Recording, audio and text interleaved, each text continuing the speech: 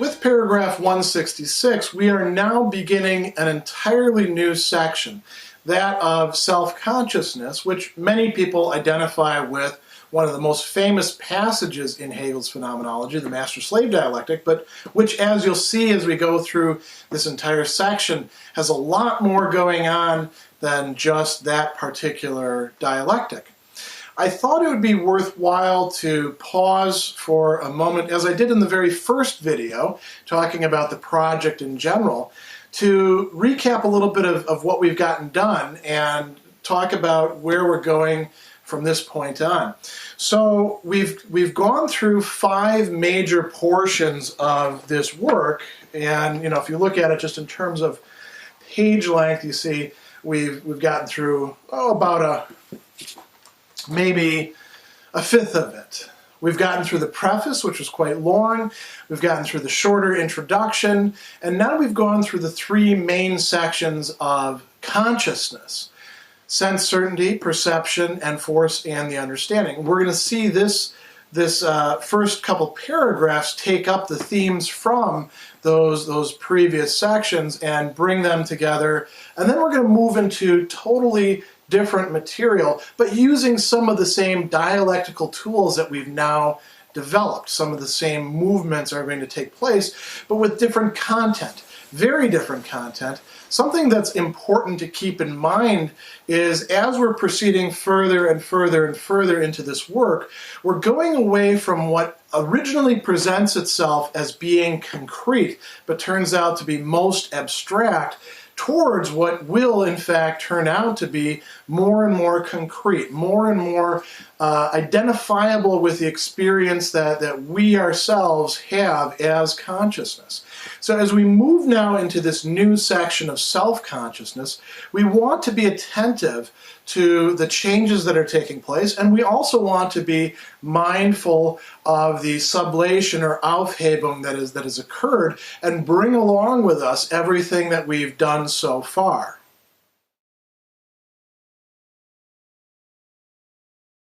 In the previous modes of certainty, what was true for consciousness is something other than itself. But the notion of this truth vanishes in the experience of it. What the object immediately was in itself, mere being and sense certainty, the concrete thing of perception, and for the understanding a force, proves to be in truth not this at all. Instead, this in itself turns out to be a mode in which the object is only for another. The notion of the object is superseded in the actual object, or the first immediate presentation of the object is superseded in experience. Certainty gives place to truth. But now there has arisen what did not emerge in these previous relationships, that is, a certainty which is identical with its truth. For the certainty is to itself its own object, and consciousness is to itself the truth. In this there is indeed an otherness, that is to say, consciousness makes a distinction, but one which at the same time is for consciousness not a distinction. If we give the name of notion to the movement of knowing, and the name of object to knowing as a passive unity, or as the I, then we see that not only for us, but for knowing itself, the object corresponds to the notion. Or, alternatively, if we call notion what the object is in itself, but call the object what it is qua object or for another, then it is clear that being in itself and being for another are one and the same. For the in itself is consciousness, but equally it is that for which an other, the in itself, is. And it is for consciousness that the in itself of the object and the being of the object for an other are one and the same. The I is the content of the connection and the connecting itself. Opposed to an other, the I is its own self, and at the same time it overarches this other, which for the I is equally only the I itself. As we begin section 166, and indeed begin this entire movement of self-consciousness, Hegel is going to introduce 2 other terms that have been used already, but he's going to play them off against each other in a way that will run throughout much of the rest of the phenomenology. He's going to talk about certainty, or Gewissheit, the state of being certain of something. And generally, this is a kind of immediacy. And then truth, Wahrheit. Truth is generally going to be something that is attained in the process, something that is systematic, something that is itself mediated. And we're going to see this constant process of going back and forth between certainty and truth, often getting one of them and then realizing that we've lost the other in the process, and now we need to work to get that back, or trying to bring the two of them together into some sort of cohesive whole, only to have them spin off from each other. This is the way the dialectical process is going to work. Now, Hegel, in this paragraph, and particularly in the next paragraphs as well, is going to be thinking in terms of where we've come. We have consciousness, and we're trying to move towards self-consciousness. How are we going to get to self-consciousness? It's going to be by relationship of consciousness with its other. And in this paragraph, and for the next few paragraphs following, it's not the other of consciousness as an other consciousness. That's going to be very important in this section, but that's not quite where we are right now. It's rather consciousness and its awareness of its relationship with its other. So he's going to do kind of a recap of what that has looked like in the last few sections. So he's going to say that consciousness, right? He says, in the previous modes of certainty, what is true for consciousness is something other than itself. So we start with these three different modes that we had in three different sections, right? Sense certainty, perception, understanding, and force in the understanding. What consciousness has been observing, what consciousness has been engaging with, what consciousness has seen dialectically develop and unfold and unpack as we went through these sections, is something that is different than itself. Now, the immediate certainty that we begin with here, he says, in the case of sense certainty, is a mere being, right? I see, we've been through this already. I see the chalk. The chalk confronts me as an immediacy. And then, of course, it doesn't just stay like that. It turns out to be an object that is in space and time. It can be correlated to other objects like itself. There's a now, there's a here. We've gone through this whole dialectic, right? And what that means is we move away from the mere being that we're certain of, the notion of the object that we have in that case, towards something else. Likewise, with perception, we begin with the concrete thing, which then, of course, you remember, has qualities. And we try to figure out, well, what does it mean for a thing to have qualities? And we go back and forth quite a bit about that. I don't need to rehash that entire section because, you can go back to those videos, or at least go back to that portion of the text and you remember what took place there. With the mere being of this, we got the universal, then we played out the universal some more with the concrete thing, and we're going to get something else going on over here. And then finally, in the last section, we have force and the understanding, and we begin with sort of the failure of these two to provide us what we thought was going to be there.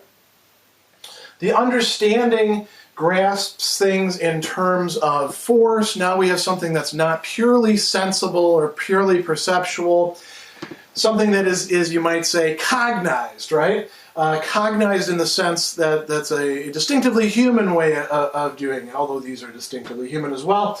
And we grasp the object, as he says, in itself as a force, but it's not going to remain just a force. And we just went through that whole section. If it did just remain a force, that would have been one paragraph long. Object is a force, we're done. But instead it turns out to imply a counterforce and reciprocity and laws and a world and an inverted world and another world and all these things wrapped up together, right? You remember that entire development. So he says, what the object immediately was in itself, we just talked about that, it turns out in truth not this at all. Instead, the in itself turns out to be a mode in which the object is only for an other.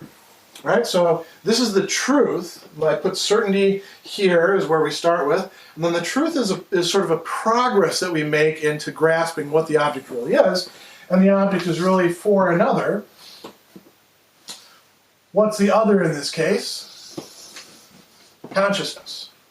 Right? So the object is what it is, not for some other object, but for the thing or the being that is actually conscious of it. There is no in itself that's purely out there, totally detached from how the object is for consciousness. And notice what Hegel is going to say here that's really quite mind-blowing. He says that we're going from the notion of the object, the Begriff, right? The notion not in the sense of the fully developed, Begriff, the fully developed concept that we're used to talking about as the end product of all this development, but rather the object as it is originally conceived by consciousness, right? The mere notion of it, we might say, the mere figment, the mere idea of it. And we're proceeding to grasp the actual object of what? Of experience, of Erfahrung, of what, not just experience in the sense of perceptual experience, but experience in the sense of watching the dialectical progression and seeing what's really there. So he says, it turns out to be a mode in which the object is only for an other. The notion of the object is superseded in the actual object. Superseded meaning taken to a more concrete, more developed, more dialectical stage of its, presence to us. I wanted to say existence, but all of this is existing. Its presence to us as consciousness. So he says, what does this mean? Certainty is giving way to truth. What we began with is not remaining what it is when we begin with it, because what we have in that case is abstract. The way it really is for us when we examine our experience turns out to be its truth. This is a bit of a different use of the term truth than we get if we're relying on something like a correspondence theory of truth. And this is something I probably should say a little bit about at this point. Correspondence theory of truth says that things, or actually not things, but a statement or a thought is true if and only if it expresses the way things actually are. And it's false if it says something other than that, right? So correspondence, i.e. between language and reality, or thought and reality. Now that gets a little bit tricky when the reality is including or encompassing or enfolding the very thought or language and the agent of it within it. You don't have a vantage point from which you can sort of like map two onto each other. That very mapping ability is something that consciousness itself is taking a role in. So you could say, well, you've got reality as the ultimate ground, or you could say you have consciousness as the ultimate ground. That's idealism. That's what Hegel is working with here. Oftentimes people want to contrast a coherence theory of truth against a correspondence theory of truth. A coherence theory of truth says that truth lies in the coherence or the non-contradiction of a whole bunch of things all lined up with each other, still conceived in essentially propositional terms. That's not quite what Hegel is doing here either. He's using truth in a way that refers to our grasping what is really going on with the object and all of its relations. It can be represented in language. The very fact of thinking it or representing it is part of the process of its reality. So he goes on and he says, certainty gives place to truth. But now there has arisen what did not emerge in these previous relationships. We've gone through these sections. Some very important progress has taken place by going through them. But one of the things that we don't have depicted here on the board is the fact that consciousness now, through this, has a relationship to itself. By grasping that the truth of what is its other, what is present to it as an object, turns out to be what it is for an other, and that other is indeed consciousness, consciousness has made a vital advance. So it becomes no longer consciousness, but self-consciousness. So what we get here, he says, a certainty which is identical to its truth. A starting point which is identical to the fully developed grasp on what that starting point included. That's what self-consciousness is able to bring in as something new on the scene. All of this other stuff can't do that. There's like a disjunction between the perception and what is being perceived, and even the truth of what is being perceived, right? There's a separation that's taking place that doesn't have to be there or doesn't have to remain there in self-consciousness. That is why there's an advance being made. So he goes on and he says, we now have a certainty which is identical with its truth. For the certainty is to itself its own object, and consciousness is to itself the truth. So consciousness grasps its own processes and what it's doing as being involved in what we might call, with tongue-in-cheek, this truth-making process or progress away from what is immediate. It is both what is immediate and what the immediate is transformed into. Now we need to do a little bit of erasure to go through the rest of this section. So you'll notice that I have some new schemas written here on the board, and these are useful for understanding what's going on in the rest of section 166, which says some rather, at least on the surface, paradoxical things. We can't totally represent them graphically on a two-dimensional space, but this is about as good as it's going to get unless we do some transformative motion things, which we can't do so easily with chalk. So he says that self-consciousness makes a distinction which is at the same time not a distinction. Again, this is something we've seen Hegel saying, this distinction that's not a distinction. We want to remind ourselves what that means is that there is indeed the possibility of distinguishing, but it turns out that there isn't some sort of substantial ground in which these things are distinguished where they're totally separate things. So to actually take up an old adage from scholastic theology and philosophy, you can say that distinction is not the same thing as separation, i.e. separation into two independently existing things. So he says, if there is indeed an otherness, that is to say consciousness makes a distinction, in this there is an otherness, but one which is at the same time for consciousness not a distinction. Now, why not a distinction? Because really all these things are connected with each other in self-consciousness. That's part of what it means for consciousness to be self-consciousness. He talks about two different complementary ways of looking at the relationship between the notion and the object. And remember, what we just talked about before was we were going from the notion, which was certainty, to the truth, which was the object, but then we realized that this is all within consciousness, and now we're talking about a certainty that is its own truth, or a truth which is beginning from that certainty and encompassing it. So he talks first about, if we call the notion the movement of knowing, and then the object the passive unity, or the I, the being that is doing the knowing,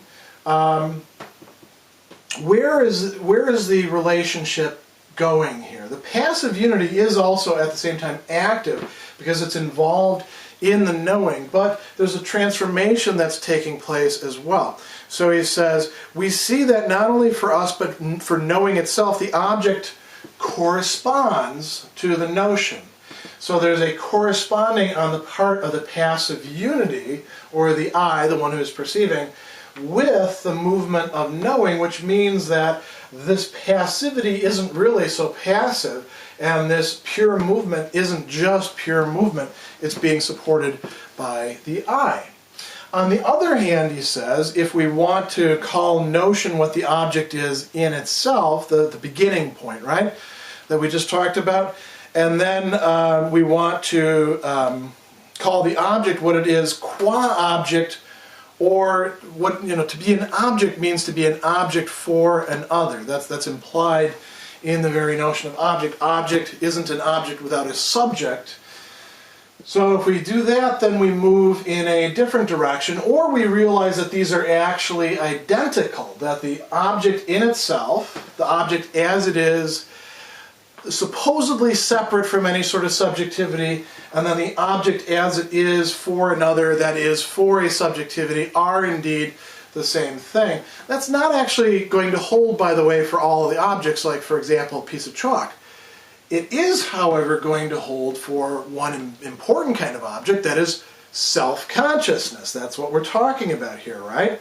So he says, for the in itself is consciousness, but equally it is that for which an other the in itself is, and it is for consciousness that the in itself of the object and the being of the object for another are one and the same. That's what I'm trying to represent down here, right? We have consciousness, which is the in itself. A conscious thing is indeed a thing, right? It is an entity. It does have existence. I, as consciousness, exist in a determinate way, as Dr. Gregory Sadler, or as the guy wearing this particular jacket and tie at this point in time, or as those bits of data, somewhere in the ether that are encompassed by this video. So there is an in itself, right? And that is consciousness. At the same time, consciousness extends outside of just that in itself, and every object that is in itself, like we see here, by being an object, is for an other. This is something, by the way, that we saw in perception already, and in sense certainty, right?